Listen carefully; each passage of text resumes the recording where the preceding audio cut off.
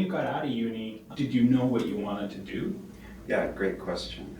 I had sort of, when I was at UVic, the last couple of years that I was at UVic, there was the war in the woods, the Clayoquot Sound protests and so on.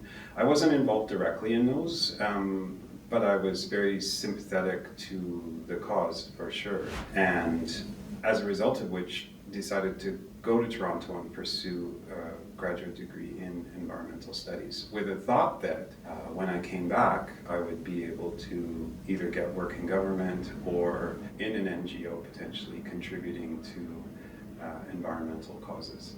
That actually did not happen, but I do feel that the work that I did in my environmental studies degree has been very useful throughout my career and my life. It was an interdisciplinary program, and so I worked with people in a range of different disciplines, and as a result learn about what other people needed to do in order to be successful, how they thought about things, how they worked on problems, how they tried to solve them, and then also learned about how, as a leader, you could bring different groups of people together with different expertise to solve problems and make things happen. And that's been a useful discipline for me through my whole life. Is that what got you into the quote-unquote nonprofit sector? No.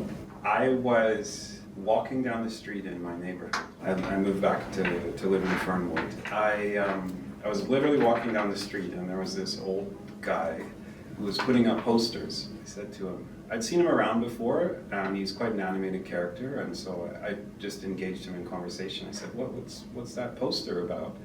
And he started this long story about how the community center was being taken over by people from other neighborhoods, and that was no good, and that there was going to be an important meeting actually, and that's what he was postering about. And then he looked at me with his blue eyes and said, "You'll be there, right?" And I just felt like, you're kind of put on the spot. This is a defining moment. I said, yeah, I'll come. And so then, I had to make a note of it, and because we didn't have phones in those days. But anyways, no QR code to take a photo of, so I had to write it down, and I remembered to show up. That's how I got involved with, at that time, what was called the Fernwood Community Center Society. And in a similar kind of a way, I attended a meeting and spoke up, and then the next thing I knew, I was on the board, and a few months later, they made me the president. I was involved with that organization for 22 years. What were you, 25 at the time? Or 26. 26? I'd had a good foundation of schooling, but no real practical life experience, let's say. And so it was a great opportunity for me to really learn what it meant to be a community leader and to think about an organization and what an organization needed to do in order to create value for the community. I'm kind of curious how scale formed. If you could just take me back to how even that kernel of an idea became Sure. fruition. That's a better question for Kristi and Kristi, because the two of them actually founded Scale. But I'll tell you how I got involved, which was very close to the beginning of Scale, but not the actual founding. One of their first projects that they took on was a project that they had an idea for. Like they kind of had this idea which they called Social Enterprise Catalyst. Mm-hmm. And this is maybe in 2014. I had been actually quite an active social enterprise in my time in Fernwood. We had bought buildings, we'd started businesses, we built buildings, but we were sort of known quite widely at that point already in Victoria for being very socially enterprising. Actually, by that point in Fernwood, we had incorporated a subsidiary corporation and we started a business, and then we incorporated it, and then we bought an additional business and so on. So there was like a lot of enterprising activity. And so they were kind of new in town, I would say, and I wasn't really that familiar with them, but they had already kind of learned that I was a person that they needed to get to know in this pursuit of social enterprise, being a social enterprise catalyst. And so they had this great event, and they decided to hold it at the Belfry, which literally was across the street from my office was in Fernwood, right? And so they invited me, and I was like, okay, sure, I'll come. I had no idea who they were. I was pretty sure that the event was going to suck, because in my experience, most of these things suck.